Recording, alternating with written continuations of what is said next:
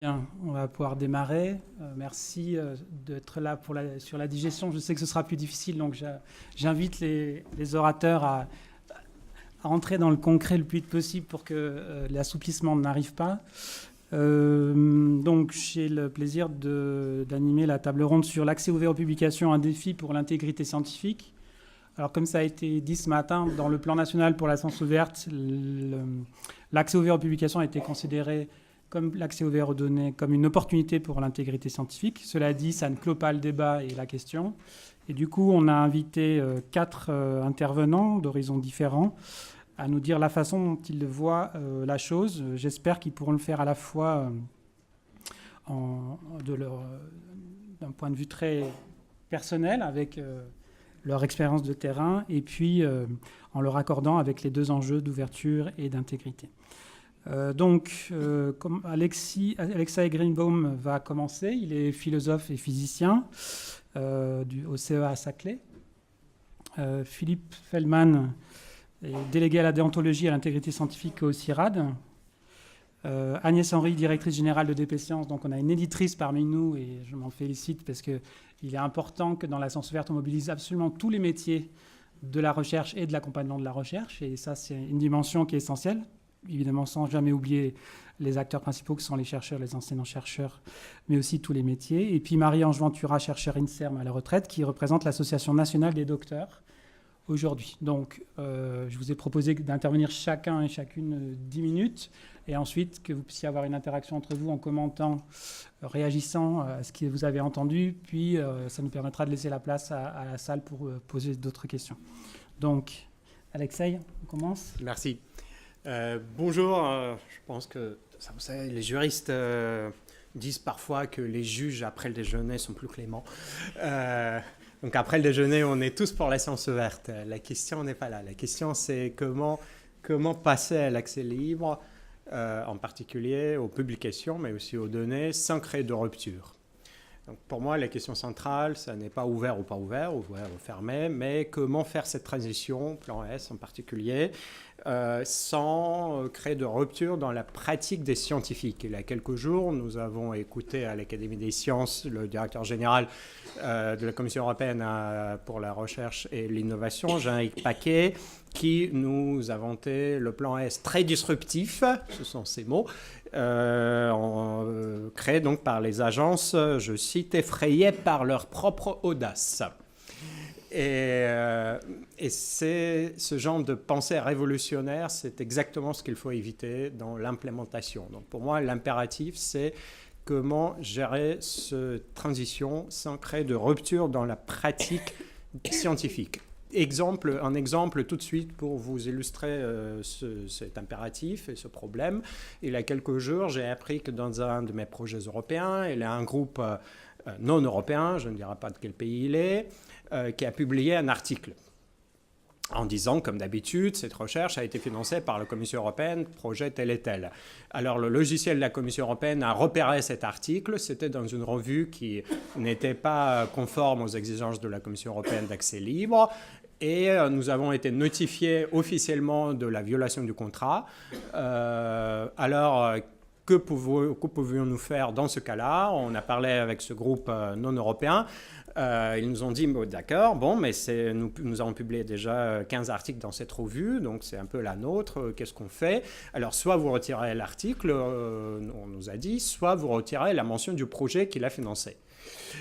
Et donc, le groupe chinois, en l'occurrence, a choisi, comme vous avez peut-être deviné, un comportement qu'on va juger ici dans cette salle non intègre, n'est-ce pas, et pas vraiment honnête, qui était de retirer la mention du projet qui a financé la recherche. Donc vous voyez que ces questions, du moment où on crée des ruptures, il y a des soucis d'intégrité réellement qui se posent sur le plan là. Voilà. La pratique, en quoi consiste-t-elle et où, à mon avis, sur quelles deux voies de la publication sur lesquelles il faut veiller justement à ne pas créer de rupture et à ne pas les révolutionner. Ces voies donc sont au nombre de 2. La première, c'est que les groupes, les équipes de recherche traditionnellement, dans chaque domaine, publient dans telle ou telle revue, que ce soit Nature ou Physical Review Letters pour les physiciens, Cell pour les biologistes, etc. Ces groupes ne vont pas cesser de publier dans ces revues-là. Donc ça aurait été une rupture. La question, c'est comment est-ce qu'on peut leur permettre de continuer à publier dans ces revues-là en accès ouvert. Et pour cela, je pense que l'exemple du CERN est très intéressant, comme souvent. Le CERN qui a mis un plafond, un cap, aux sommes qu'il souhaite, qu'il est prêt à payer pour les publications en accès libre. Il dit aux éditeurs, si vous voulez un article signé par le CERN, on est prêt à vous payer autant et pas plus. Et après, c'est vous qui choisissez. Donc là, ces plafonds sur les ACP et puis peut-être les plafonds qui vont baisser de l'année à l'année, c'est un premier exemple intéressant. Le deuxième exemple, ça concerne bien sûr les dépôts de préprint et des publications. Vous savez qu'il y a pas mal de revues qui aujourd'hui exigent que les textes ne soient pas publiés dans les dépôts, même à version préprint, ça existe. Donc ça, c'est une pratique qu'il faut combattre tant qu'on peut. Et deuxièmement, je serais assez quand même réservé à propos de l'argument dit de bibliodiversité. C'est-à-dire, à mon avis, dans les disciplines, il y a un dépôt qui est visible et il ne faut pas multiplier la bibliodiversité au détriment de la visibilité de ces publications-là, ni de leur qualité. Donc ça, c'est un vrai équilibre à trouver. Aujourd'hui, la raison pourquoi il n'y a pas beaucoup de publications de physique, par exemple, dans HAL, c'est que la physique, c'est sur Archive. Et HAL reprend automatiquement ce qui est sur Archive. Donc, ne pas faire trop de dépôts divers et variés et respecter la visibilité et la qualité. Alors, donc, l'argument de qualité est central, mais je pense que tout a été déjà plus ou moins dit à propos du besoin de maintenir la haute qualité de peer review, donc d'évaluation par les pairs, dans ce processus de passage au libre accès aux publications. C'est possible, donc je ne crois pas qu'il y ait une contradiction fondamentale. Les évaluateurs, typiquement, ne sont pas payés et sont prêts à ne pas être payés à l'avenir. Donc, le modèle non financier est déjà là, mais comment créer ces comités pour les revues en accès libre, ce sera une question importante. Donc, avant de conclure, voilà, à mon avis, l'impératif d'évolution et non pas de rupture peut être respecté dans le futur travail d'élaboration des guidelines, ainsi que dans le plan national, donc, qui sera mis en œuvre pour la science ouverte. Et ce sera très important. Maintenant, pour conclure, un dernier exemple qui complexifie un peu, en tout cas pour moi, la question d'ouverture. C'est que l'ouverture est une valeur, c'est très clair. Tout à l'heure, avant le déjeuner, le mot de valeur a été prononcé, mais il y a d'autres valeurs.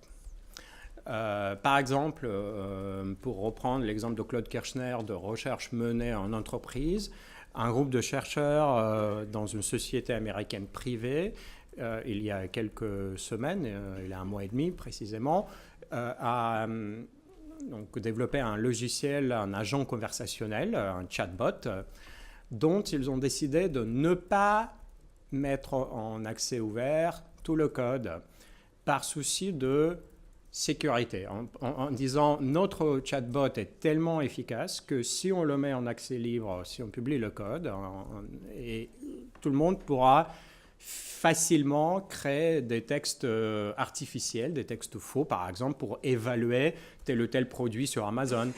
Des textes qui ressemblent parfaitement à des textes écrits par les hommes.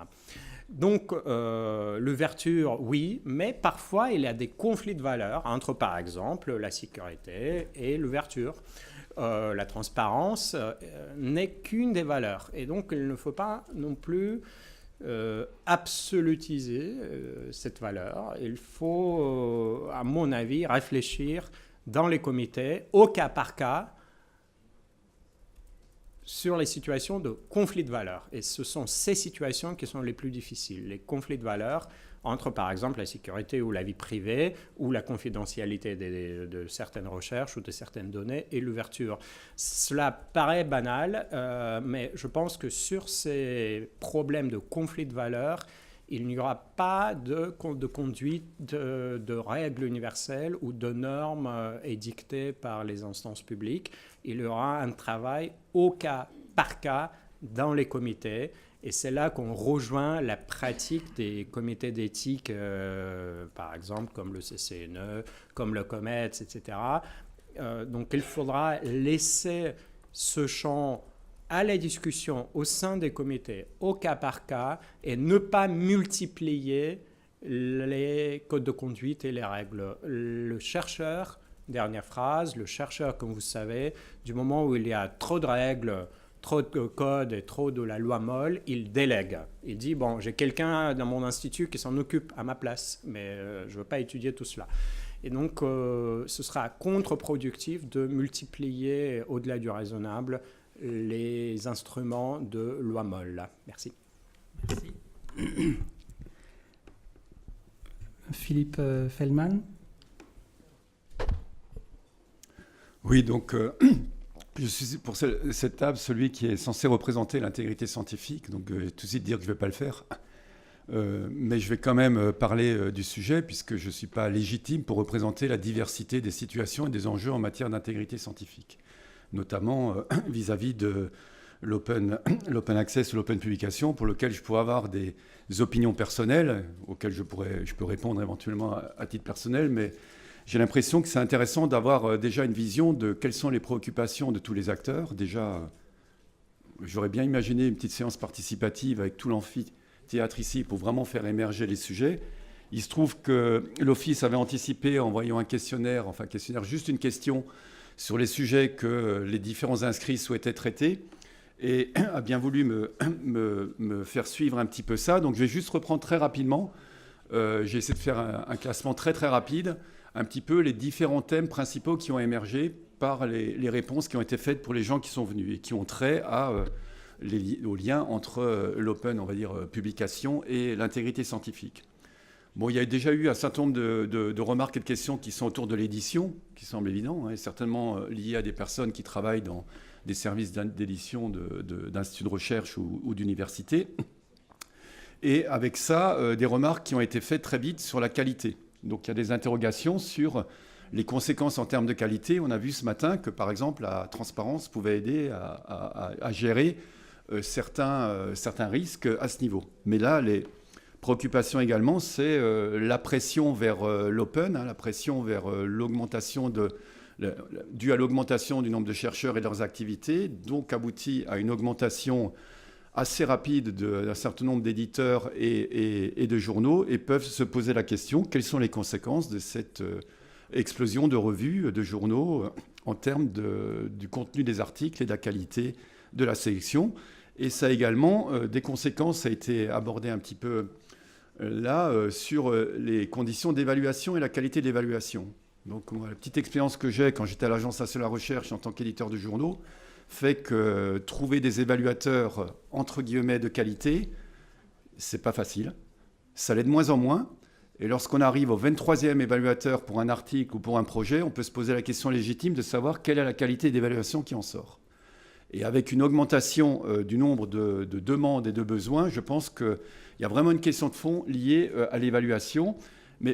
Et l'évaluation, là on parle de l'évaluation de la production de publications, mais ça fait le lien avec ce matin, qui est quand même l'évaluation de la recherche et des chercheurs pour lesquels la pression vers la publication reste réelle.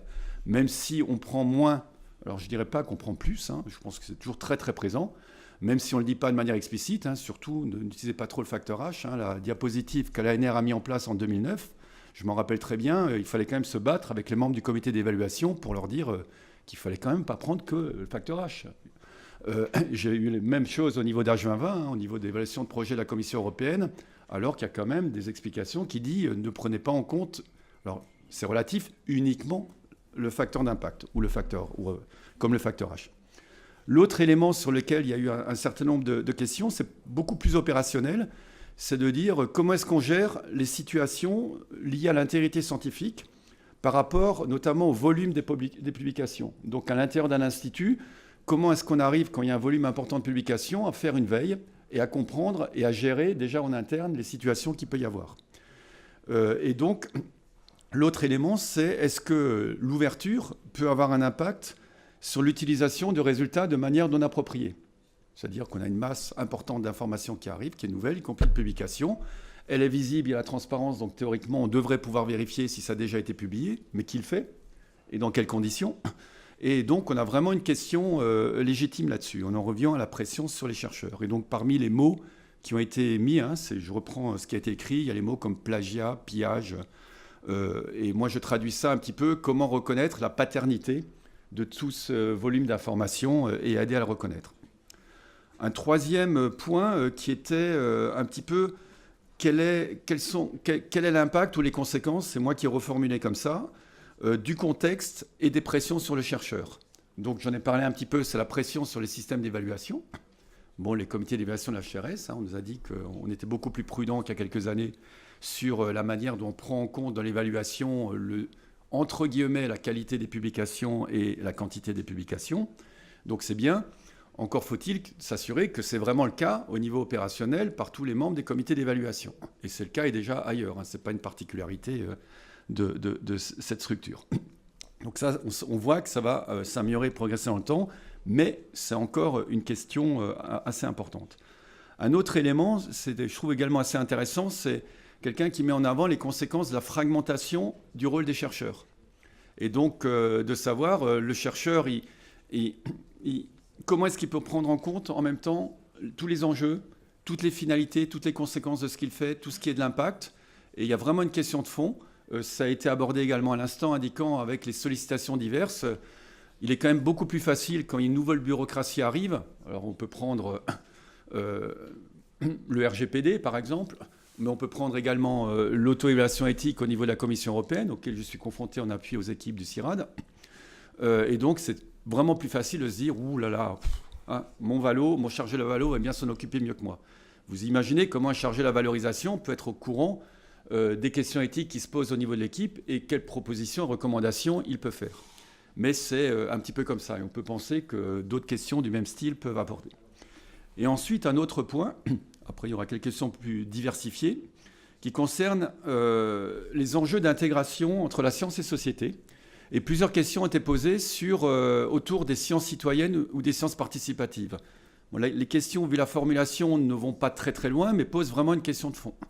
Dans les interactions sciences et société, on voit que ce qui est open c'est positif, c'est ouvert, peut aboutir à avoir plus d'interactions qu'il y avait et donc pourrait vraiment être un moteur pour favoriser et faire du citoyen quelqu'un, je vais peut-être utiliser un gros mot, plus responsable au niveau de connaissances scientifiques. Et là, ça permet d'introduire une autre notion, même si ça peut être un petit peu, je dirais, provocateur vis-à-vis de ce qu'on pourrait appeler l'aura de la science et l'excellence scientifique, c'est qu'il y a une porosité de plus en plus importante avec les sources d'information disponibles entre le citoyen et le chercheur.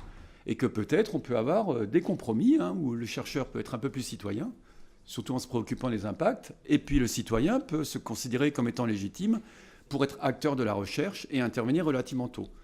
Et je prends toujours un exemple que je ne connais pas parfaitement, mais j'ai quand même vu un petit peu ce qui s'est passé, qui est la manière dont les associations du malade du sida ont pris une certaine forme de pouvoir à un moment donné pour que la recherche soit réorientée de certaines manières pour correspondre plus aux préoccupations de qualité de la vie et des soins en ayant la maladie, et qui fait qu'aujourd'hui, plus personne ne dit qu'on ne peut pas, qu'on pourrait se passer des associations de malades, et ils deviennent des acteurs également du financement de la recherche et du choix des questions de recherche. Donc c'est un exemple qui est parlant parce que la santé, c'est positif aussi, quand on est à la santé, mais on peut imaginer que c'est vrai dans beaucoup d'autres endroits. Donc en conclusion de tout ça, ce que je pourrais dire en essayant de voir si on ne pourrait pas reformuler, je ne dis pas qu'elle est mal reformulée, mais c'est pour essayer d'essayer de reprendre peut-être sous un autre aspect, c'est que la question ne serait peut-être pas tant de débattre si l'open access, l'open publication est intègre, mais de savoir si le développement de l'open access ne nécessite pas plutôt une recherche responsable et intègre. Et que peut-être en accompagnant et en permettant cela, on va se retrouver en consolidant les deux parties et pas en essayant de mettre en opposition l'ouverture par rapport à des risques liés à l'intégrité scientifique. Et donc, un complément à ça serait de dire, à ce moment-là, de manière plus opérationnelle, quels accompagnants seraient nécessaires, y compris des accompagnements structuraux. Donc, au niveau de l'organisation, de l'évaluation de la recherche notamment, et du soutien à la recherche. Et donc, une fois qu'on a dit ça, hein, c'est un petit peu des généralités, hein, c'est qu'on a parlé, j'ai trouvé très intéressant les interventions de Léo Coutelec et d'autres interventions après sur le normatif par rapport à quelque chose qui serait quand même un petit peu, il a utilisé le mot règle, ou un petit peu plus, je dirais, une approche beaucoup plus co-construite et participative avec les acteurs. Donc, à côté de ces normes, de ces guides qu'on a été obligés et contraints de mettre en place, parce qu'il faut quand même dire, d'une certaine manière, même s'il ne faut pas le dire, il a fallu qu'il y ait quelques événements marquants en termes de manquement à l'intégrité scientifique pour qu'au niveau national, on se penche sérieusement, je dis globalement, au niveau de la communauté sur la question. Donc, il faut quand même mettre en place des mesures. Il ne faut pas jeter tout en disant que ce n'est pas utile et nécessaire. C'est que, je dirais, l'émergence des préoccupations des acteurs de terrain, qui sont les chercheurs, mais également tous les autres acteurs avec qui ils travaillent, donc dans certains domaines, ils peuvent être nombreux, est vraiment déterminante pour pouvoir générer des solutions qui soient acceptables et appropriables par les acteurs eux-mêmes. Et le fait d'arriver par des gens très intelligents, très bien pensants, je pense à moi, bon, de temps en temps, il faut se faire plaisir, qui donnent la bonne parole, c'est peut-être pas forcément le plus pertinent et le plus efficace si on veut que dans le quotidien, les acteurs se trouvent, lorsqu'ils sont confrontés à une question, à avoir déjà un minimum d'éléments pour pouvoir se dire « Ah, là, je me pose peut-être une question, je suis peut-être pas tous les éléments pour, mais là, je vais peut-être voir et essayer de réfléchir avec d'autres personnes, et essayer de trouver ce qu'il en est. » Et là, on dédramatise beaucoup de choses. Hein. Il n'y a plus ces contraintes, on va sanctionner, on va effectivement intervenir. Et donc, l'open access, en conclusion, hein, ce que je pourrais dire, c'est que, et je reviens sur la remarque sur les valeurs, hein, ce qui est un cadre de valeurs. En fait, il y a des valeurs qui sont au niveau de l'open access, la transparence, l'honnêteté, y compris au niveau de la recherche, qui sont des valeurs partagées par tout le monde et par tous nos citoyens. On n'a rien de vraiment, quand on regarde bien sur les grandes valeurs, de vraiment particulier.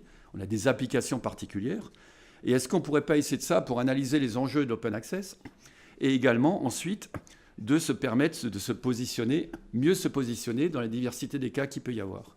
Et là, peut-être qu'il faut qu'on ait des méthodes, on va qualifier encore un gros mot, innovantes. Je dirais innovantes, c'est peut-être plutôt, elles ne sont pas si innovantes que ça, très souvent. Hein, une méthode qui sont utilisées dans le management depuis un demi-siècle, mais qui ne sont pas forcément dans nos pratiques. Et puis des méthodes plus innovantes, moi je crois beaucoup à une que je promeus, je fais un peu de prosélytisme, hein, qui s'appelle la RAP, la recherche-action participative, et qui permet de faire de tous les acteurs, y compris des non-acteurs de la recherche, des acteurs de la co-construction, de l'identification des enjeux, des questions de recherche, de la participation. Ils ne vont pas prendre la place des chercheurs pour certains éléments, mais ils sont participants à ça.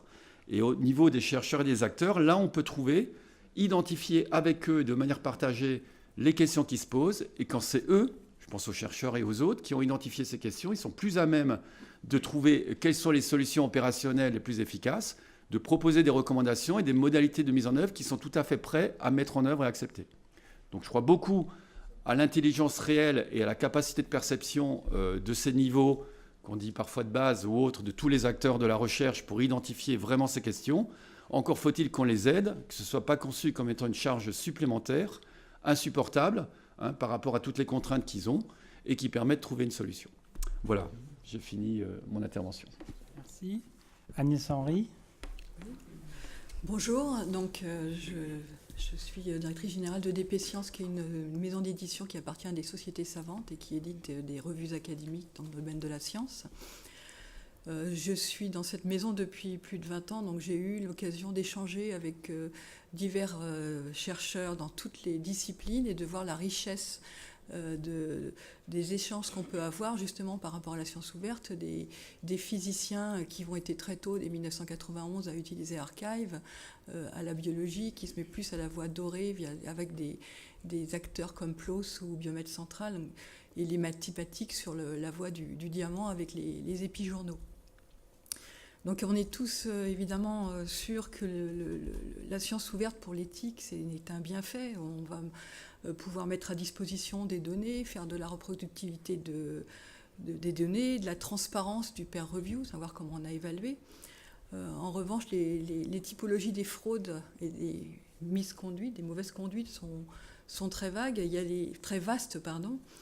Vous avez bien sûr les fraudes avérées, hein, les chercheurs qui cherchent à se faire publier à tout prix et à faire dans des bonnes revues en mettant des falsifications de données, en faisant des plagiats, en inventant des référies. On a des exemples dans une revue, on peut demander à un auteur de nous soumettre des noms de référies.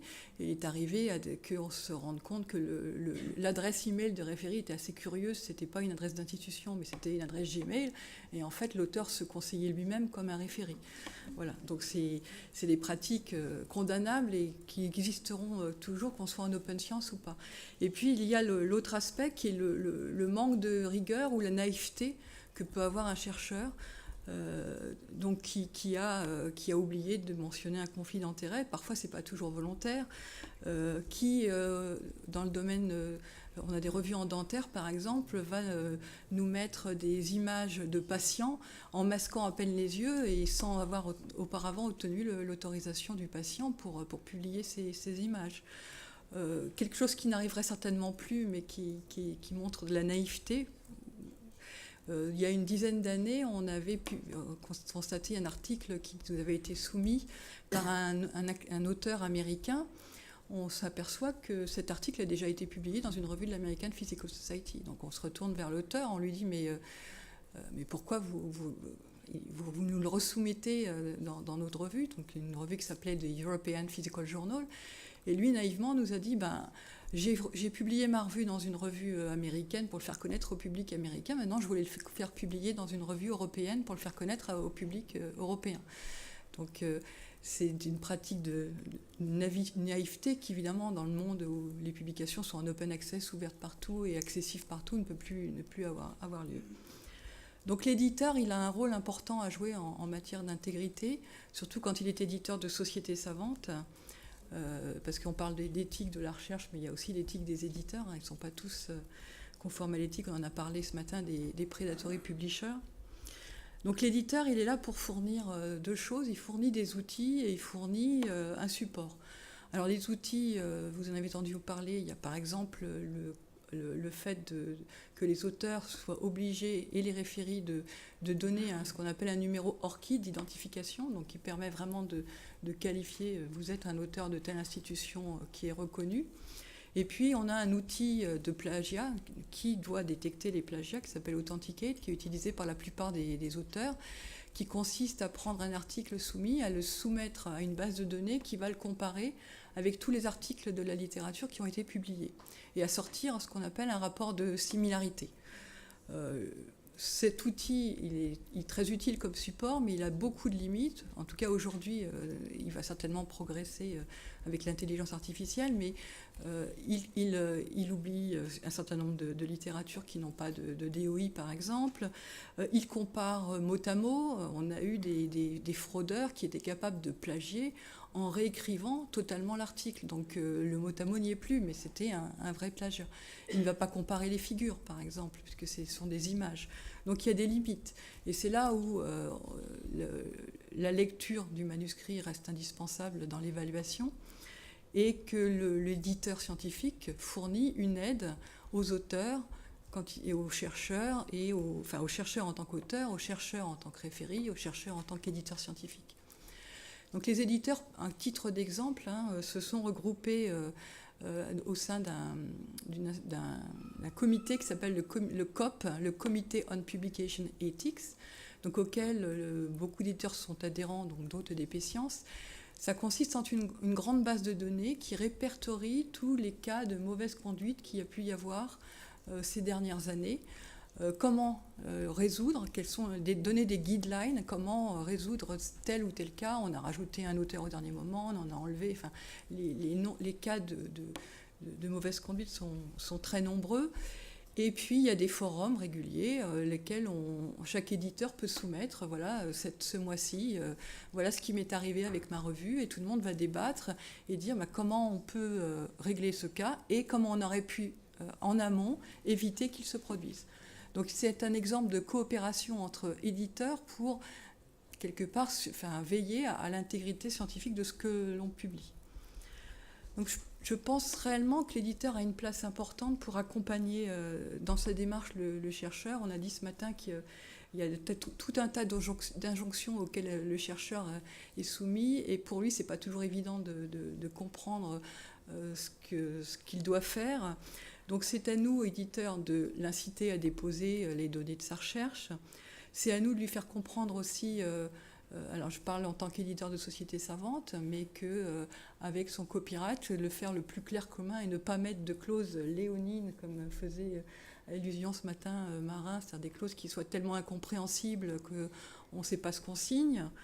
Évidemment, rendre le peer review plus transparent. Éduquer les jeunes chercheurs. On travaille avec Paris-Saclay sur une école doctorale, et on est là aussi pour leur expliquer les bonnes pratiques en matière de publication. Et puis, on doit aussi, en tant qu'éditeur, collaborer avec les archives ouvertes. On doit travailler et faciliter le travail du chercheur et faire nous-mêmes le dépôt pour le chercheur. Au sein de DP Science, on a un accord, par exemple, avec le CEA, et les articles de ces auteurs, c'est nous qui les déposons pour les auteurs dans les archives ouvertes. Et je pense que c'est quelque chose qui doit être travaillé, c'est un travail à faire entre les éditeurs et les institutions. Comment nous, on est un prestataire de service, on est là pour valoriser la science, pour vous aider, comment on peut mettre en place des outils qui vont vous aider à l'évaluation et la valorisation. Alors, je vais terminer en parlant de deux choses. Donc, je crois vraiment que les cas de mauvaise conduite, qu'ils soient avérés ou qu'ils soient naïvement faits, on va dire, on en a parlé beaucoup, et c'est vrai que ça en vient beaucoup à l'évaluation de la science. Tant qu'il y aura cette dictature du facteur d'impact, je sais, tout le monde parle de Dora, on a signé Dora, on va plus l'utiliser, la mesure des facteurs d'impact, mais aujourd'hui, c'est dans la tête de chaque chercheur, de chaque jeune chercheur. Donc c'est le premier critère pour publier, c'est le premier critère pour publier, pour essayer de tricher pour être à tout prix publié dans telle ou telle revue. Et ça, les critères d'évaluation, c'est important à prendre en compte pour éviter les débordements. Dans des pays où la Chine, par exemple, où on leur incite à faire tant de publications par an, on va découper son article, ça n'a plus de sens. Et ça, c'est important. Et un dernier point, donc il y a quelques années, j'avais discuté avec un chercheur la possibilité de créer un journal. Alors je pense que ça existe, mais il n'y en a pas beaucoup. Un journal des recherches scientifiques qui ont échoué.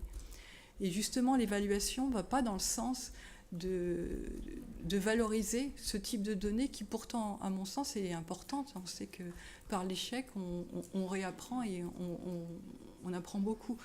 Et donc, c'est permettre aussi de mettre en avant pour les chercheurs les données de recherche qui n'ont pas abouti est un point important qui devrait, à mon sens, être pris en compte dans la science ouverte.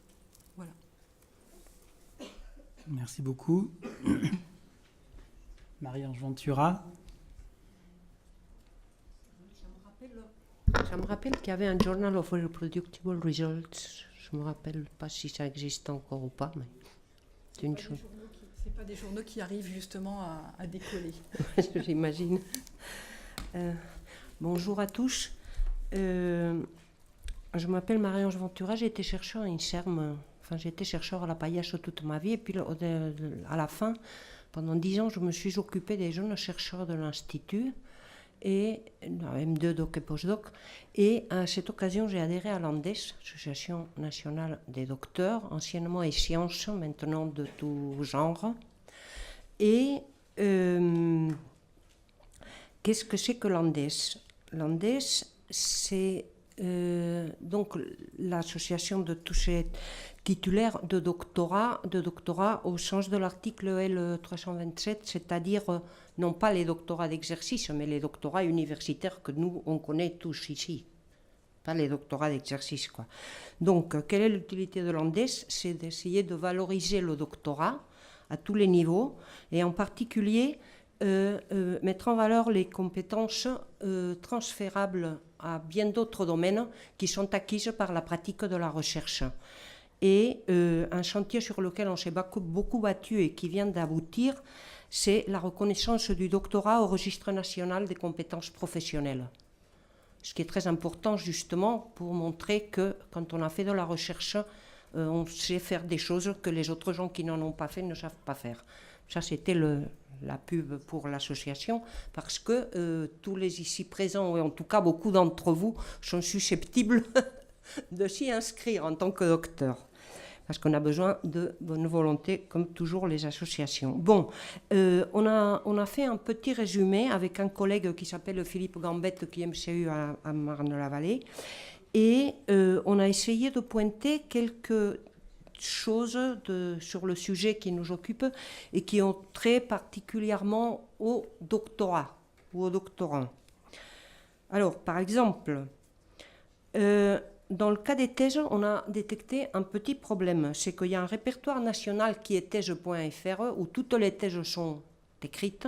Le problème, c'est que les thèses en ligne, dans l'état actuel des choses, en 2016, il n'y avait que 50% qui étaient vraiment accessibles en ligne. Or, le problème, c'est qu'anciennement, si on voulait avoir accès à une thèse, eh bien, on le demandait auprès à l'interbibliothèque, à la bibliothèque universitaire du titulaire de la thèse. Maintenant, depuis que c'est en ligne, depuis que c'est en format électronique, il n'y a plus qu'à se pointer dans un ordi de la fac en question et accéder in situ, ce qui est quand même un recul considérable. Et donc, on demande quand même, notamment pour que l'article 25 de l'arrêté du 25 mai 2016 sur le doctorat soit respecté, à savoir que les thèses soient accessibles au sein de l'ensemble de la communauté universitaire, il faut trouver un moyen, que ce soit un lien, un PDF ou quelque chose, mais que par le prêt interbibliothèque ou par un autre procédé, il soit possible d'accéder à ces données. Pourquoi ? Parce que sur ces 50%, peut-être pas tous, mais enfin, il y en a peut-être quelques-unes qui ne sont pas très présentables. Et à ce moment-là, de pouvoir les étudier, ça aiderait à ce que les gens fassent attention à ce qu'ils font comme thèse. Et puis, il y a aussi une autre question, c'est qu'il y a des thèses qui ne donnent pas lieu à des articles. Et donc, c'est quand même des données qui, du coup, ne sont pas disponibles pour la communauté. Si ce n'est ni accessible en ligne, ni publié, c'est perdu dans un fond, là, bref. Donc, on demanderait l'accès un peu plus clair. Ensuite, une autre question sur laquelle on s'est penché, c'est le plagiat. Bon, on en a parlé pas mal, donc il n'y a rien Si, il y a quand même un peu spécifique, c'est que pour les thèses, par exemple en biologie, je ne sais pas dans d'autres comment on dit, domaines ou sujets, mais par exemple en biologie, on utilise beaucoup les thèses par publication, c'est-à-dire il y a une introduction, une discussion, et au milieu, l'article ou les articles tels quels ils ont été publiés. Évidemment, si on passe un logiciel de compilation, compilation par exemple, ou un autre logiciel de détection de plagiat, ça va faire mal, logiquement, puisque c'est la copie conforme, puisque c'est l'article publié par l'auteur. Okay, donc ça, il faut quand même passer derrière et, comme on l'a déjà dit, regarder quand même à quoi correspond le résultat de ces logiciels de détection de plagiat. Ceci étant, une fois qu'on a détecté le plagiat, encore faut-il que ça serve à quelque chose. Et il est quand même curieux que les universités ne vont pas chercher dans les écuries d'OGS, alors qu'en Allemagne, ils le font. Je veux dire, on regarde la thèse au moment où on va la soutenir, mais celles qui y sont déjà, personne ne va les voir ou très peu de gens. Alors qu'en Allemagne, il y a un site, Ronnie Plagg, ou en Espagne aussi, les gens vont fouiller. Là, pour des raisons politiques plus inavouables, il faut le dire. Mais enfin... donc le problème en France quand même, c'est qu'il y a eu plusieurs scandales de plagiat qui n'ont donné rien. Il y a un blog qui s'appelle Archéologie du copier-coller. Il n'y a pas d'exemple retentissant de déchéance du diplôme en France. Et il y a un exemple d'un écrivain public à Strasbourg qui vous écrit la thèse moyennant finance, ce qui est quand même un comble. Bon, donc l'open access peut aider à la détection du plagiat, mais ça ne suffit pas. Bon, ceci étant, il y a un autre petit problème pour les doctorants qui ne sont pas financés, c'est que l'article 30 de la loi pour une république numérique dit que quand les recherches sont payées par du financement public, au moins la moitié est payée par du financement, ça doit être dans des sources ouvertes. Si les gens ne sont pas payés, ils ne peuvent pas, et qui publient leurs affaires dans une revue qui elle séquestre les données, enfin qui n'est pas en accès libre, les auteurs ne peuvent pas déposer, puisqu'ils ne sont pas payés. Donc on espère que ça contribuera à ce que les gens soient payés pour faire leur recherche de doctorat. Voilà. Maintenant, pour les risques particuliers, je suis à peu près les 4 questions que vous aviez indiquées. Donc pour les risques particuliers, on se disait que pour la voie verte, il y a peut-être un risque de publication de brouillons de mauvaise qualité, c'est-à-dire un préprint vite fait, question de prendre date, quoi. Ça, on ne l'a pas évoqué, mais ça peut être une idée pour les gens. Un autre problème pour la voie dorée, c'est qu'on met quand même des sommes assez folles à payer, les boîtes qui publient. Ce serait peut-être mieux de mettre ces sous dans la publication vraiment open ou carrément dans la recherche. Par contre, les publications de mauvaise qualité dans des revues en open access, ça, ma foi, c'est pas un problème nouveau. Moi, j'ai fait mon postdoc dans un endroit où mon patron, par exemple, avait 300 publications, dont 280 au moins, dans une revue dont il était éditeur. Et ça fait presque 40 ans de ça, ok. Donc ça, c'est pas nouveau, quoi. Ça ne veut pas dire qu'il n'y ait pas de problème, mais c'est un problème, bref. Alors, bonne pratique. Il y a 2 ou 3 bricoles qu'on voulait dire là-dessus. L'open access, et on en a déjà parlé, facilite quand même considérablement le fait d'utiliser des indicateurs qualitatifs selon la déclaration de San Francisco. Parce que ça permet l'accès à l'article entier et non pas uniquement au facteur d'impact ou au H-index ou l'abstract. Okay, donc si c'est accessible, on peut aller voir et du coup on peut mieux juger. Donc pour l'évaluation, c'est quand même assez critique. Une autre chose, c'est qu'il faut impérativement, et ça on a regardé un peu, il n'y en a pas encore dans beaucoup d'endroits, c'est le fait d'intégrer les bonnes pratiques d'open access dans les formations doctorales obligatoires sur l'intégrité scientifique. Donc il y a à Bordeaux, je crois, il y a quelques universités qui commencent à le faire, mais enfin, c'est vraiment une chose qu'il faut intégrer. Et la dernière chose, c'est qu'il faudrait quand même une espèce de démarche qualité ou quelque chose pour les publications en open access. C'est des choses qui commencent à se faire quand même dans la publication. Exiger les données sources, expliciter la participation réelle de chaque signataire, s'assurer que chaque auteur valide sa signature de publication. Parce que ça aussi, ça existe. Hein. Des gens qu'on fait signer alors qu'ils ne le savent même pas. En général, c'est le patron. Enfin, c'est quelqu'un de connu, quoi, pour faire joli. Et je ne veux pas finir ça sans un cri de détresse auquel vont se joindre beaucoup de mes collègues, parce que hier, la personne avec qui j'ai préparé cette présentation, qui est administrateur de portail dans HAL, a essayé de me faire un compte et de me mettre mon dernier article qui est publié l'année dernière, et j'étais pas sûre s'il y était ou pas, donc je me suis dit tiens, on va faire un essai. Et c'est pas triste, les enfants. Moi qui avais l'habitude de travailler avec PubMed et tout ça, qui est là-bas aux États-Unis, une CBI, etc., et HAL, c'est pas facile parce qu'il y a les filtres ou il n'y a pas les filtres, vous trouvez ou vous trouvez pas, vous mettez MA ou Maria Angeles, c'est pas pareil pour le nom, enfin bref, c'est vraiment pas facile. Et donc et puis la vitesse même de HAL, je veux dire le serveur il rame un peu, quoi. Donc vraiment, si vous voulez que les chercheurs mettent leurs affaires dans HAL, il faut vraiment l'arranger un petit peu. Et ça, j'ai fait un peu de biblio et j'ai vu quand même que c'est dans les propositions, je l'ai lu quelque part. Je ne sais pas si c'est dans le plan, mais enfin je l'ai lu quelque part, c'est sûr. Et ça, c'est vraiment, là moi je suis à la retraite, mais enfin mes collègues en active, je crois que ça leur facilitera la vie. Je vous remercie de votre attention. Merci beaucoup. Donc, est-ce que vous voulez réagir à ce que vous avez entendu? Oui, un mot à propos des scandales. Dans un projet européen, nous avons étudié qui s'appelle Responsible Research and Innovation in Practice.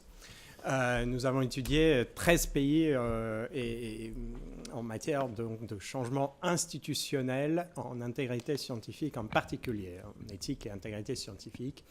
La conclusion très claire, c'est que le changement institutionnel arrive à la suite des affaires et des scandales. C'est pas très surprenant, mais c'est comme ça. Alors, j'ai un collègue sociologue anglais qui dit donc il faut provoquer des scandales. Bon, peut-être pas, mais ce qui est clair, c'est que les instruments autour de la réputation sont au moins aussi efficaces, voire plus efficaces que les instruments réglementaires. Que la réputation est plus efficace que la réglementation, parce que la réglementation souvent aboutit à des mesures purement formelles. Bon, quel est le problème qu'on peut régler? Parce que créer des scandales, bon, c'est peut-être pas la meilleure idée, mais qu'est-ce qu'on peut faire? C'est-à-dire, du moment où, ça aussi c'est un résultat des recherches menées dans 13 pays dans ce projet, du moment où une instance est créée, un référent à l'intégrité scientifique, un comité d'éthique opérationnelle, etc., comment faire pour qu'il n'y ait pas de gouffre infranchissable entre cette personne et les chercheurs à la paillasse? C'est ça le problème auquel on peut vraiment se mettre, le problème de l'impact durable de ces institutions. Et ce problème n'a pas de solution simple. Donc, plutôt que de provoquer des scandales, etc., je pense que la question centrale dans les organismes de recherche aujourd'hui, c'est comment est-ce qu'on peut franchir le gap entre un comité qui se réunit derrière les huis clos dans une pièce quelque part au bâtiment de la direction et les chercheurs à la paillasse. Et ça, c'est très, très difficile. Merci. D'autres commentaires? Je suis absolument d'accord avec mon collègue pour avoir eu affaire quand même à des problèmes, parce qu'en 40 ans de carrière, on a vu passer des choses.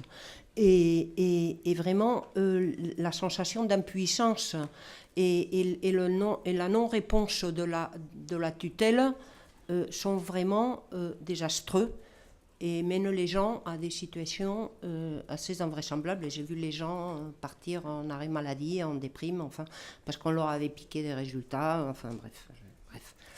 Donc oui, le fait qu'il n'y ait pas des procédures claires et simples pour que les gens puissent... Enfin, non, c'est pas... c'est la procédure, mais c'est la réactivité des institutions.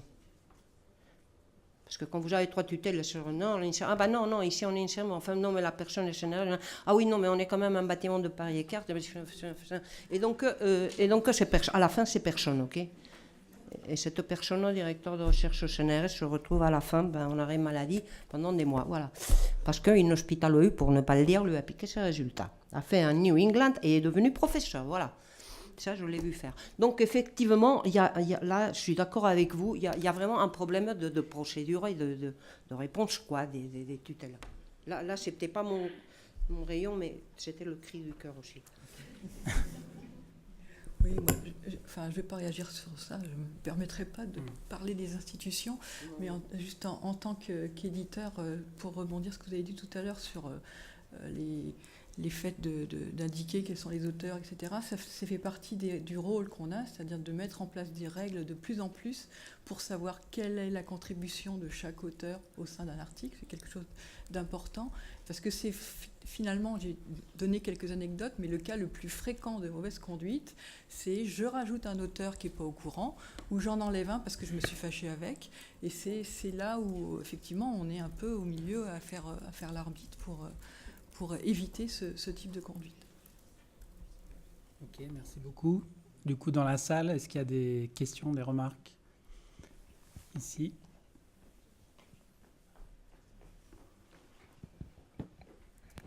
Merci, bonjour, Frédéric Villieras, vice-président recherche de l'Université de Lorraine. En fait, je voudrais témoigner sur la partie déjà doctorale, parce que on va dire une des grandes vertus de l'ouverture. Alors, je crois qu'on ne doit pas être là d'avoir 100% de nos thèses. je dirais, en accès libre. Et une des grandes vertus de l'accès libre, c'est qu'on a de temps en temps des retours clients qui nous disent mais la telle de Madame X ou de Monsieur Y, c'est un plagiat de ce que j'ai fait il y a plusieurs années avant. Donc, de mémoire, on a annulé 2 diplômes déjà. Voilà, et avec les personnes qui ont été contactées, prévenues. Donc, les institutions ne restent pas complètement, on va dire en tout cas la mienne, ne reste pas complètement neutre et en dehors de tout ça. L'action vis-à-vis des doctorants, elle est de plus en plus forte. D'abord parce qu'elle est dans le dernier arrêté sur le doctorat. Ça fait partie des clauses obligatoires, donc on l'a mis en place. On s'est d'ailleurs bien appuyé et avec leur aide sur ce qui s'est fait à Bordeaux. Et j'ai aussi un témoignage d'une école doctorale en sciences juridiques, droit, économie, gestion, qui avait mis en place, bien avant l'arrêté doctoral, un dispositif qui était, de faire une formation obligatoire aux doctorants dès le début de la thèse, pour leur faire comprendre que le plagiat, c'était pas bien, mais aussi ce que c'était que le plagiat, parce qu'après tout, certains arrivent peut-être sans complètement s'approprier le concept. Et avant la soutenance de thèse, ça passait par un logiciel de détection de plagiat, on en connaît les limites, mais ils avaient surtout un chargé de mission dans l'école doctorale qui avait pour mission de s'approprier le compte-rendu du logiciel anti-plagiat et d'aller vérifier référence par référence, paragraphe par paragraphe, si c'était un plagiat ou si ce n'était pas un plagiat. Et plusieurs thèses n'ont jamais été soutenues grâce à ça.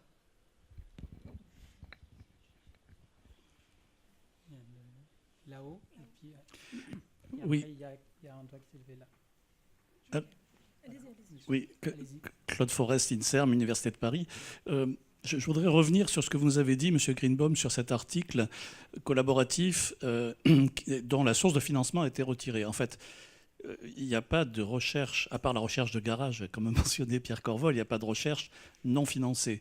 Et on se demande comment c'est possible, d'une part, et si on tient compte du numéro 10 du plan S, du point numéro 10, qui est les sanctions, est-ce que ça veut dire que comme sanction, il suffit de retirer la source de financement d'un article paru dans, je ne sais pas, Nature, Science, etc., qui ne sont pas en open access, en Gold Open Access, pour que ça suffise pour pouvoir continuer à fonctionner comme avant, ou c'est très surprenant comme réaction?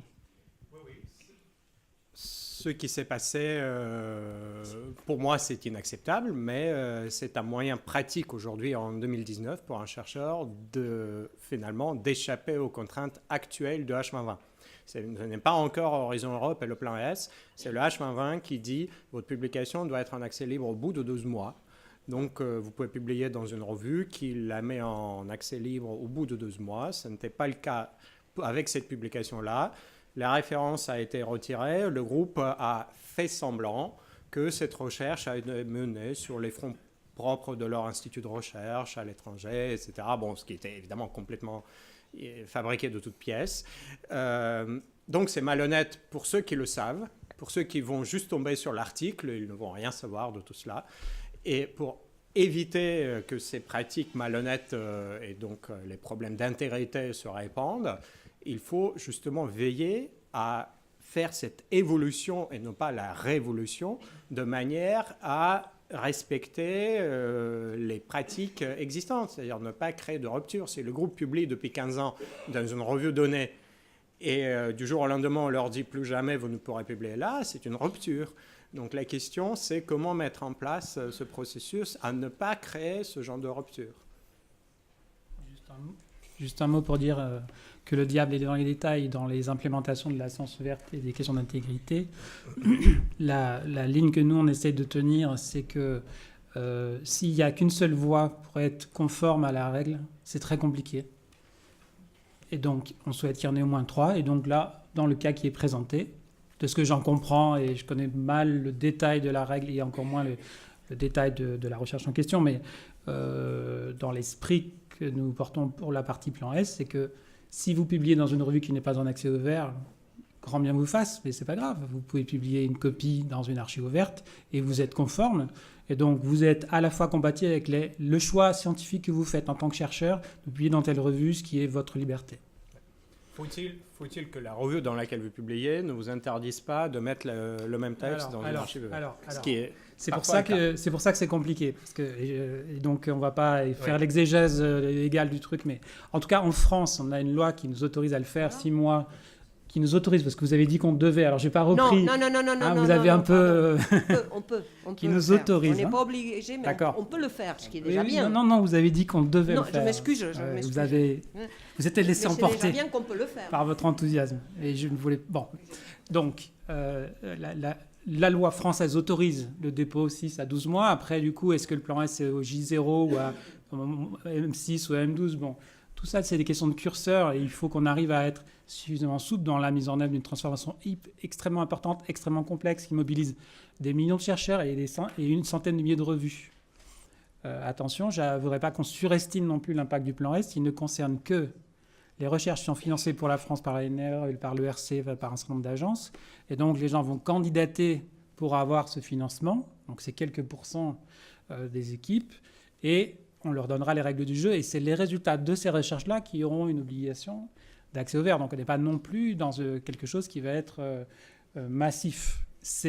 Ça a une vocation systémique. Ce sera un exemple à suivre. Par effet de réputation, tout le monde va s'y mettre. On est bien du coup dans l'incitation structurelle mais on voit bien que ce n'est pas du coup une loi qui s'applique à tous pour toutes les recherches là maintenant. Et par ailleurs, l'obligation H2020 a été mise en place en 2012 et elle n'a pas provoqué, elle est très proche de celle du plan S, elle n'a pas provoqué de cataclysme. Donc toute la question sera dans l'implémentation de la règle. Agnès, après il y a deux... Oui, juste compléter sur le plan S. Le problème que je rencontre moi avec mes comités de rédaction, c'est qu'en fait, ça leur fait peur et ils ne l'ont pas compris. Et ils se précipitent tous à nous dire il faut qu'on passe en open access, qu'on mette des APC, qu'on arrête. Et tout le monde panique, vraiment beaucoup. Et j'ai des revues qui me disent ça y est, en 2020, il faut qu'on trouve le moyen de passer en open access tout de suite, quoi qu'il en soit. Donc il y a vraiment une pédagogie aussi à faire de ce côté-là. Donc il y a plein de doigts qui se sont levés, mais il y avait... Alors, Enrica, vous vouliez commenter ce qui se dit là? Juste, excusez-moi, je vous prends encore 2 minutes. Enrica... Got 2 comments regarding the green route, the parallel repository thing. In Finland, I think we've taken an approach that will be the simplest solution to our problems. We've already got institutions where the library does all that for the researchers. That the library figures out what the copyright agreement is with the publisher, figures out what the embargo is, puts it in the repository. The researcher doesn't have to do a thing, and they get to 70% of open access with that.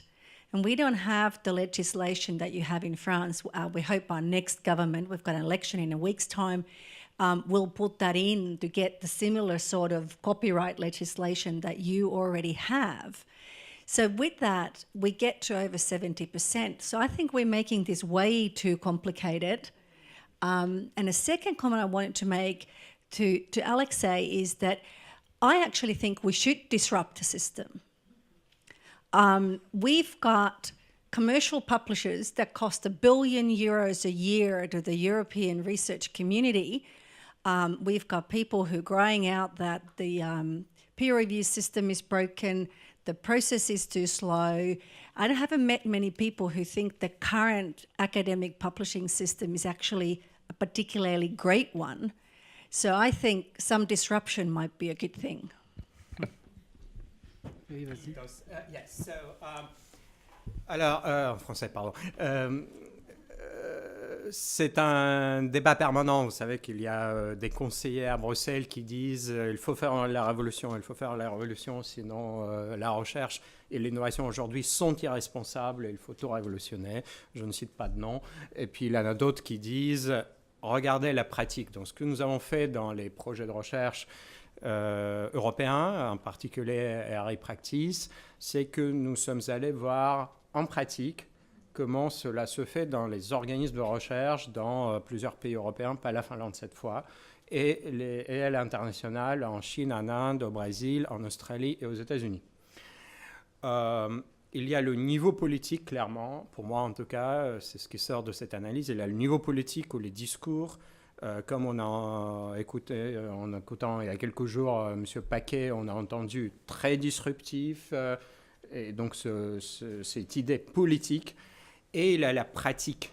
La pratique, si vous créez une rupture dans la pratique, vous perdez les chercheurs. Ils vont simplement plus pouvoir travailler, ils vont aller ailleurs, dans d'autres mondes. Donc, en pratique, et c'est, comme vous avez dit, c'est là où il y a tout le problème, on ne peut pas créer dans les laboratoires ce genre de rupture. Dans le discours politique, je suis d'accord, pourquoi pas, mais pas dans la pratique des équipes.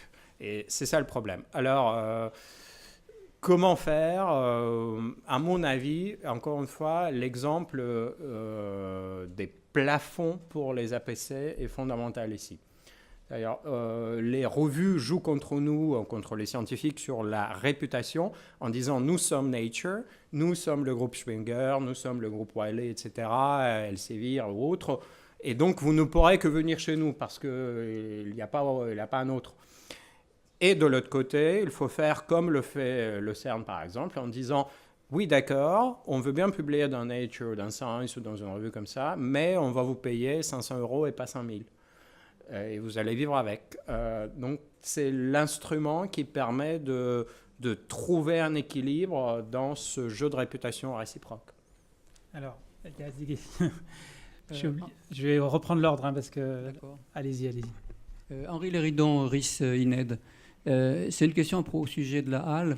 Est-ce qu'il y a un objectif de convergence des règles de dépôt entre le fait de déposer un article déjà accepté dans la dernière version soumise, avec des délais éventuels, et puis à l'autre extrême, le fait de pouvoir déposer des articles qui n'ont pas d'objectif de publication et dont ce sera le seul visibilité.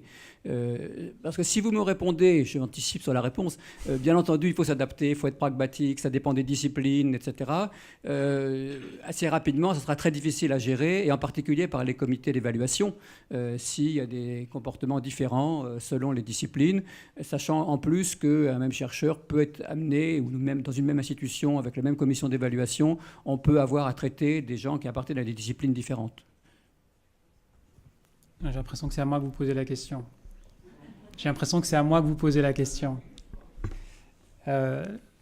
L'intention, c'est... il faut distinguer ce qu'on appelle les préprints et les obligations ou les recommandations d'accès ouvert. Les obligations et recommandations concernent les documents, les textes publiés, les publications. Si des communautés ou des chercheurs veulent déposer des préprints, ils peuvent le faire. Mais ce n'est pas le sujet des politiques publiques. Le sujet des politiques publiques, c'est de s'assurer que tout ce qui est publié par les chercheurs, financé par l'État ou indirectement par l'État, soit accessible à tous les autres chercheurs et les citoyens. Donc c'est clair, ce dont on parle au niveau des politiques publiques, c'est les publications et pas les pré-publications. Bien entendu, il y a un certain nombre de disciplines, on l'a vu dans Archive, etc., qui ont saisi cette opportunité pour diffuser avant la publication éditée par les revues, mais ça, c'est deux objets différents. Oui, Yannick Lung, Université de Bordeaux, je suis un des deux concepteurs du MOOC sur l'intégrité scientifique dans les métiers de la recherche. Et je voudrais profiter de l'occasion un petit peu pour lancer un appel. En fait, cette formation, on l'a développée à la faveur d'un appel de la CPU. Disons, on a besoin d'une formation sur l'intégrité scientifique. Et c'est vrai qu'on s'est investi avec un collègue et puis des ingénieurs pédagogiques dans l'idée de partager cette formation. Seulement, développer une formation de ce type-là, c'est le coût réel entre 100 et 200 000 euros. D'où la nécessité de mutualiser cet outil-là. L'Université de Lyon a développé un MOOC aussi sur l'éthique de la recherche. Et donc, je fais un appel, il nous faudrait aussi un MOOC sur la science ouverte. Mais ça ne peut pas être toujours les mêmes, parce qu'il y a des questions de limite de ressources et de disponibilité. Et donc, je pense que ce serait intéressant qu'au niveau de l'ensemble des établissements scientifiques et universitaires en France, on ait une équipe qui se mette en place avec des moyens pour développer un outil. Si je peux réagir à ça, il y a effectivement deux questions que j'essaie de poser depuis quelques années, mais on avance très lentement. Après la circulaire de M. Mandon, Toutes les écoles doctorales doivent donner une formation, doivent faire cette sensibilisation à l'intégrité et à l'éthique. La circulaire n'a pas été accompagnée de guidelines, d'exemples à suivre. Aujourd'hui, beaucoup d'écoles doctorales n'ont pas de ressources disponibles pour faire cette formation-là. Donc il faut, au niveau ministériel, proposer des moyens, y compris le MOOC de Bordeaux qui est très très bien, et d'autres MOOC, Lyon, enfin il y a l'exemple de Toulouse, il y a les exemples des différents organismes comme l'INRIA, et il y a toute une variété d'exemples qui existent. Il faut qu'au niveau national, ces exemples soient visibles. Ça, c'est le premier point. Le deuxième point, on vient de dire il faut parler dans cette formation de l'accès ouvert. L'année dernière, j'étais dans un groupe de travail de l'Académie des sciences où il a été dit il faut parler dans cette formation des technologies duales. D'autres disent il faut parler dans cette formation des questions de genre. Oui, bien sûr, il faut parler de toutes ces questions-là. Donc, encore une fois, la formation, elle est de 6 heures typiquement, elle n'est pas non plus infinie, il faut parler d'éthique de la recherche, bien sûr. Et puis de toutes ces questions-là, il serait peut-être important, encore une fois sur le plan national, de faire des documents, des prototypes, des lignes directrices pour tenir compte de tous ces aspects-là, sans rien oublier, et proposer cela à toutes les écoles doctorales. Parce qu'une formation aujourd'hui qui ne parle que du plagiat, et j'en connais, n'est pas complète. Je réponds en 2 minutes. Il y a un collège des questions de compétences. Je ne sais pas si on m'entend. Il y a un collège des questions de compétences au sein du comité pour la science ouverte. Donc on travaille sur ces enjeux de formation, ils sont majeurs. Juste attirer votre attention, mais j'ai bien entendu sur l'intégrité, c'est un peu le même problème, sur la complexité de l'objet science ouverte. Et donc, ce que je peux vous dire déjà, c'est qu'il y a sur les données, la structuration des données, il y a un début d'initiative qui s'appelle Doranum, doranum.fr, qui a été financé notamment par le ministère, qui est porté par les urfistes et par l'INIST, et qui démarre qui a des modules d'initiation à la structuration des données. Sur les données, on est vraiment dans une situation très particulière où la diversité disciplinaire est extrêmement forte, et ça va être compliqué de faire un seul MOOC données ouvertes. Sur la publication, à la limite, et encore, quand on voit la diversité des pratiques, mais sur les données, c'est presque impossible à imaginer. D'entrer dans le détail, on peut donner des grandes généralités, ce qui est le cas de Doranum, mais c'est un très bon instrument. Mais dès qu'on entre dans le détail, les données en génétique et les données en sociologie de la pauvreté, vraiment, voyez. Donc, malheureusement, ça ne sera pas une solution. Mais en revanche, c'est un enjeu majeur, parce que sinon, on ne transformera aucun élément de culture. Oui, merci. Lydia Borrella, les EUA. Oui, je voulais faire un petit commentaire au niveau, je reviens à la révolution ou pas. Moi, je crois que même si on la veut, on ne peut pas avoir une révolution. Parce que c'est impossible. Il y a trop d'intérêts dans les systèmes qui sont trop entremêlés entre eux. Et je crois qu'il faut une réflexion pour l'intégrité, pas que pour l'intégrité scientifique, mais pour l'intégrité du système scientifique aussi, d'une cohérence du système scientifique. Parce qu'il y a une dimension financière énorme. Le million qu'on dit, le million qu'on a trouvé, a été trouvé par des efforts énormes de notre part, et on sait vraiment que 7 billions est une sous-estimation absolue. On peut multiplier ça facilement pour 5, si pas pour plus encore. Premier point, il y a des implications financières énormes et pourtant des implications politiques. Mais il y a aussi tout l'aspect académique, tout l'aspect qu'on est en train ici de discuter de peer review. Et il y a tellement d'intérêt là que c'est impossible de créer une révolution même si on la veut. Il y a aussi les éditeurs. Alors, on se perd dans l'univers de la manipulation et d'autres pratiques. Donc, il faut voir comment peut-on évoluer si on ne peut pas faire la révolution. Mais comment peut-on évoluer? Il faut une évolution nécessairement. Et ça, elle peut venir que de multiples parties. La plan S, c'est une façon de le faire. les activités avec les chercheurs, c'est une autre. Les activités avec la leadership des universités, des organismes de recherche, c'est une autre.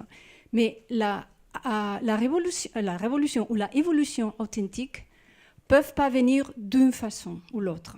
Il faut vraiment attaquer, dans le bon sens du mot, tous les aspects et toute la hiérarchie, si l'on veut parler comme ça, du système.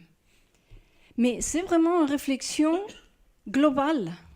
Ce n'est pas une pardon pour l'anglais, blaming and shaming. Hein? Ça nous conduit à nulle part. C'est un exercice systémique et pour tous les acteurs. Ok, dernier commentaire et après on est obligé de libérer. Pour vous appuyer pleinement ce que vous avez dit, un exemple. Il y a quelques années, les États-Unis ont pensé faire une révolution. La NIH a créé la NSABB, National Science Advisory Board for Biosecurity, à la suite de la création du virus H5N1 potentiellement pandémique chez les hommes. Alors, ce comité a créé des guidelines en disant, à partir de maintenant, la recherche pour le gain de fonction, la recherche en biologie, le gain de fonction des virus en particulier, doit suivre 17 principes, et voici tous les documents, ça fait 150 pages de documents. Les chercheurs, si vous voulez vous faire financer, vous devez suivre tout cela. Résultat, simplement, aucune demande de financement à la NIH sur le gain de fonction, renommé différemment, personne ne veut plus.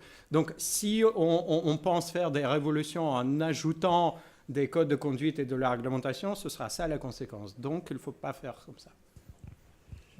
Oui, je voulais juste rajouter un petit point rapidement pour prolonger l'échange qui a eu lieu entre Yannick Lang et puis Alexei Greenbaum concernant la formation, parce que je pense que on est tous convaincus que c'est un levier qui est important.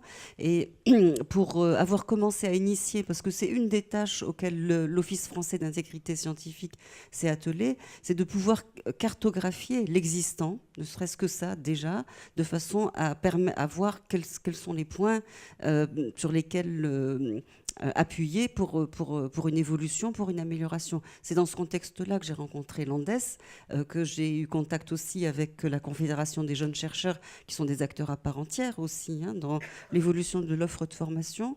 Mais je pense, au vu de ce qu'on vient de dire, ce que l'on constate, c'est qu'en effet, avoir introduit, et c'est très très bien, les questions d'éthique et d'intégrité scientifique dans la formation doctorale, on se rend compte à quel point c'est pas suffisant au vu des avancées technologiques et de la science ouverte. Et je pense qu'on gagnerait en effet d'avoir un signal politique qui permette véritablement d'associer les moyens à cette offre de formation. Parce qu'en effet, je vous rejoins, dans pas mal d'écoles doctorales, ce que l'on entend, c'est qu'il y a la volonté, en effet, mais comment faire en sorte... Alors, une des possibilités que j'ai entendues, c'est que certains référents intégrité forment des formateurs eux-mêmes et donc ou interviennent en binôme. Donc, mais ça demande une valorisation qui appelle vraiment des moyens forts. Dernière remarque. 30 secondes. Au sujet de la formation des jeunes chercheurs, ils demandent quand même... ils ont un tout petit problème, c'est qu'ils sont formés à l'intégrité, mais après, ils ont quelques menus ennuis avec leurs collègues quand ils retournent dans les laboratoires. Et je dis, entre nous, on nous forme là pour être très honnête et très machin, mais puis après, vu ce qu'on voit. Et donc, ils demandent quand même les jeunes à ce qu'il y ait des formations aussi pour les chercheurs, statutaires et autres responsables de laboratoire. Parce que sinon, ils ont l'air très bêtes. Quand ils arrivent avec leur formation toute fraîche, et en disant « Ok, bon, je range et maintenant je fais ce qu'il faut, à savoir ce qu'on me dit de faire. » Voilà. Donc, pour la rentabilité de ces formations, il faut s'attaquer aussi aux étages supérieurs. Donc, le dernier mot. Juste, vous m'entendez ? Juste un mot pour réagir à ça. Effectivement, l'expérience qu'on a sur les formations doctorales fait qu'il est nécessaire de mettre en place un espace de sécurité qui n'est apparemment pas mis partout, parce qu'on peut mettre en grande difficulté les doctorants lorsqu'ils retournent dans leur laboratoire et qu'ils expliquent à un chercheur senior qui est là depuis 30 ans que ce qu'il fait depuis 30 ans n'est pas tout à fait conforme. Vous imaginez l'avenir et les perspectives qu'il peut avoir. Et ce n'est pas du tout quelque chose d'anecdotique, c'est quelque chose qui devrait, dans toutes les formations actuelles aux doctorants, être mis en place. Et je rejoins tout à fait ce qui a été dit par Enrica ce matin, c'est que la difficulté, le problème qu'on a, c'est pas avec les doctorants, c'est avec les seniors. Et il faut être capable de le dire, et il faut être capable de s'organiser pour pouvoir mettre en place quelque chose qui permet d'y répondre. Voilà la conclusion de cette table ronde. Merci beaucoup et à la suivante. Les seniors, mais avec le mid-career.